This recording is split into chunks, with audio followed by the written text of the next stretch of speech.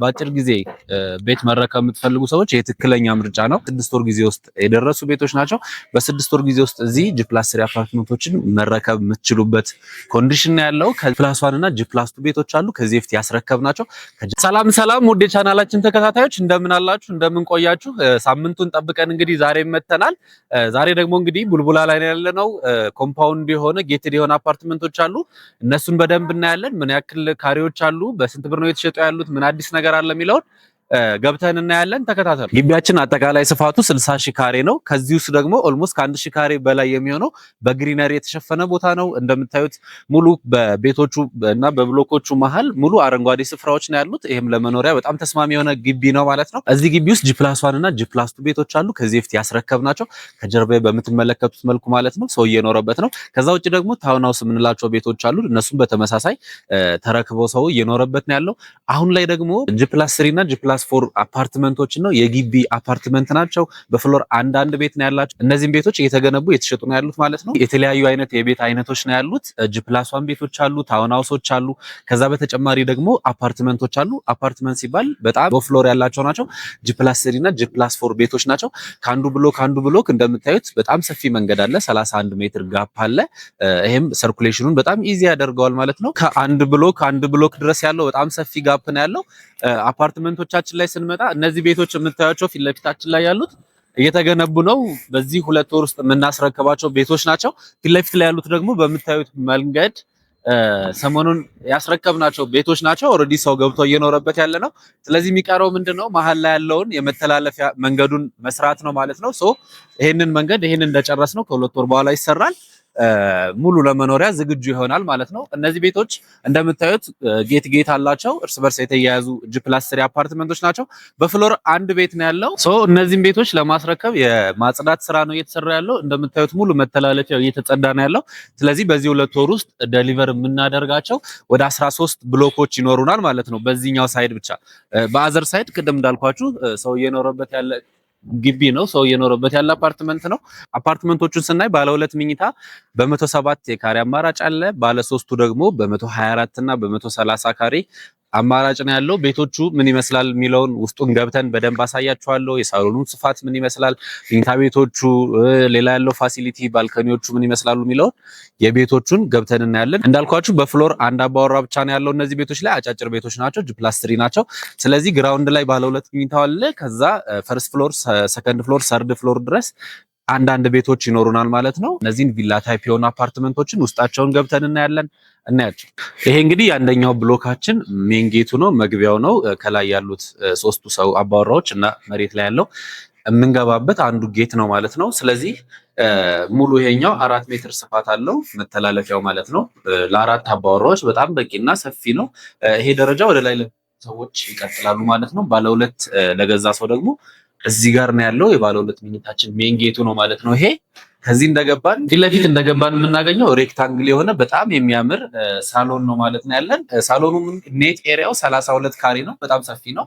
ለ107 ካሬ 32 ካሬ ኔት ኤሪያ ሳሎን በጣም ሰፊ ነው። እንደምታዩት በሚያምር ቅርጽ ነው ያለው። ዳይኒንጋችን የሚሆነው እዚህ ጋር ነው። እንግዲህ ይሄኛው ኪችናችን ስለሆነ ከኪችኑ ፊት ለፊት ዳይኒንጉ ነው ያለው። እዚህ ጋር ኪችኑ ክሎዝድ ኪችን ነው የተጠቀሙት ማለት ነው። ከጀርባ በቂ የሆነ ቬንቲሌሽን፣ ናቹራል ቬንቲሌሽን የሚያገኝበት ስፔስ አለው። የዳይኒንጋችን ኤሪያ ነው ይሄ። እንግዲህ ኪችኑን ደግሞ ገብተን እናየው። ኪችኑ እንግዲህ እንደዚህ በጣም ሰፊ የሆነ ኪችን ያለው፣ ቅድም እንዳልኳችሁ እዚህ ጋር በቂ የሆነ ቬንቲሌሽን አለ። ናቹራል ቬንቲሌሽን የሚያገኝበት በጣም ትልቅ መስኮት አለው ማለት ነው። እዚህ ጋር የሙሉ የኪችን ካቢኔቱ የሚያርፍበት ቦታ ነው ማለት ነው። ኪችናችን ይሄን ይመስላል። በጣም ሰፊ ነው። ወደዚህ ስንመጣ ደግሞ ኮመን ባዝሩማችን አለ። በምታዩት መልኩ ሰፊ የሆነ ኮመን ባዝሩም አለ። ባለ 2 መኝታ ቤት 107 ካሬው አጠቃላይ 2 ባዝሩም እና 2 ባልከኒ ነው ያለው። በሳሎኑ በኩልና በማስተር ቤድሩሙ 2 ባልከኒ ያለው። አንደኛው ባዝሩም ይሄን ይመስላል ማለት ነው። ወደዚህ ስንመጣ ደግሞ ይሄም እንደዛው ሬክታንግል የሆነ በጣም የሚያምር ባለ 2 መኝታ ቤት አይደል ያልኳችሁ። ስለዚህ ይሄ አንደኛው ቤድሩም ነው ማለት ነው። በሳይዙ ከማስተር ቤድሩሙ አነስ ይላል። እዚህ ጋር የቁም ሳጥን ቦታ አለን ማለት ነው። ይሄም እንደዛው የላይት እና ቬንቲሌሽን ችግር የለበትም። ቀጣይ ምንድነው ያለው? ወደ ማስተር ቤድሩሙ ነው የምንሄደው። እዚህ ጋር የምናገኘው ማስተር ቤድሩማችንን ነው ማለት ነው። ማስተር ቤድሩሙ አጠቃላይ ወደ 23 ካሬ ስፋት አለው ባልከኒውን ሳይጨምር ማለት ነው። ስለዚህ ይሄን የመሰለ አራት ማዕዘን የሆነ በጣም የሚያምር ማስተር ቤድሩም አለው። እዚህ ጋር እንደምታዩት ማንበብም ብንፈልግ ሙሉ ነገር የምንጠቀምበት ባልከኒ ያለው ግራውንድ ላይ እንደመሆኑ መጠን የፈለግነውን ነገር መጠቀም እንችላለን። ለግል ስቶር ማድረግ እንችላለን። ይህን አድቫንቴጅ መጠቀም እንችላለን። እዚህ ጋር ደግሞ እንግዲህ እንደምታዩት የማስተር ቤድሩሙ ባዝሩሙ ነው። ይሄም በጣም ሰፊ ባዝሩም ነው ያለው። ሙሉ ጥንቅቅ ብሎ የሚረከብ ቤት ነው። ይሄም እንደምታዩት ተገጣጥሞለት ማለት ነው። ስለዚህ ማስተር ቤድሩማችን 23 ሲደመር የባልከኒው አጠቃላይ 28 ካሬ ማስተር ቤድሩም እናገኛለን። ኔት ኤሪያዎችን ማለት ነው። ሰው ባለ ሁለት መኝታችን ይሄንን ይመስላል ማለት ነው። ሳሎኑ ላይ ሌላ ያልነገርኳችሁ ነገር ሙሉ እዚህ ጋር ያለው የሳሎኑ ወደ ውጭ የምናገኘው ባልከኒው ላይ ሻተር ነው ያለው። ሙሉ ሻተር ነው ያለው። ስለዚህ ሻተሩን አየር ስንፈልግ ሙሉ ለሙሉ ከፍተን አየር እንዲገባ ማድረግ እንችላለን። ከዛ ውጪ ብርሃን ብቻ ከሆነ ደግሞ መጋረጃችንን ብቻ ገልጠን ማግኘት እንችላለን። ሙሉ ሻተር ነው የሳሎናችን ባልከኒ ላይ የምናገኘው ማለት ነው። እዚህ ጋር ከጀርባዬ የተገነቡ ያሉ ቤቶች ጂ+3 አፓርትመንቶች ናቸው። ለማለቅ አሁን 2 ወር ጊዜ ነው ያላቸው። ምክንያቱም አሁን የፊኒሺንግ ስራ ላይ ነው ያሉት። ቻክ እየተደረጉ ነው ውስጥ ላይ ያሉት። የኤሌክትሪክ ኢንስታሌሽን ስራዎች እየተሰራላቸው ነው ያሉት። አጠቃላይ የማጽዳት ስራ እየተሰራ ነው ያለው። እነዚህ ቤቶች አጠቃላይ በ6 ወር ጊዜ ውስጥ የደረሱ ቤቶች ናቸው። በ6 ወር ጊዜ ውስጥ እዚህ ጂ+3 አፓርትመንቶችን መረከብ የምትችሉበት ኮንዲሽን ያለው። ከዚህኛው ወደዚህኛው ደግሞ እዚህ ፊት ለፊት ላይ ደግሞ የምናያቸው ብሎኮች በሙሉ ተጠናቀው ሰው ተረክቦ እየኖረበት ያለ ብሎኮች ናቸው። እነዚህም እንደዛው በተመሳሳይ በ6 ወር ያስረከብናቸው ብሎኮች ናቸው። ጂ+3 ናቸው። እነዚህም ሙሉ ፊኒሺንጉ ጥንቅቅ ብሎ የተረከቡ ቤቶች ናቸው። አሁን ደግሞ ከዚህ ቀጥሎ ከጎን ያለውን ፌዝም ደግሞ እየገነባን እየሸጥን ያለ ነው። እነሱንም ደግሞ አሁን ምን ደርሷል የሚለውንም እናያለን።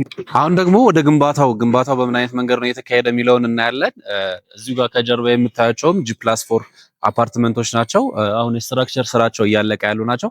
በምትመለከቱት መንገድ የባልከኒ ኤሪያዎችን አሉ። ሳሎናችን ላይ ሙሉ ከሳሎኑ ጫፍ ጫፍ ድረስ በሚያክለው የሻተሩን እንደከፈትን የምናገኘው ባልከኒ ያለ ማለት ነው። ከዛ ውጪ የስላቦቹም ታይፕ እዚህ ጋር ሶሊድ ስላብ ነው።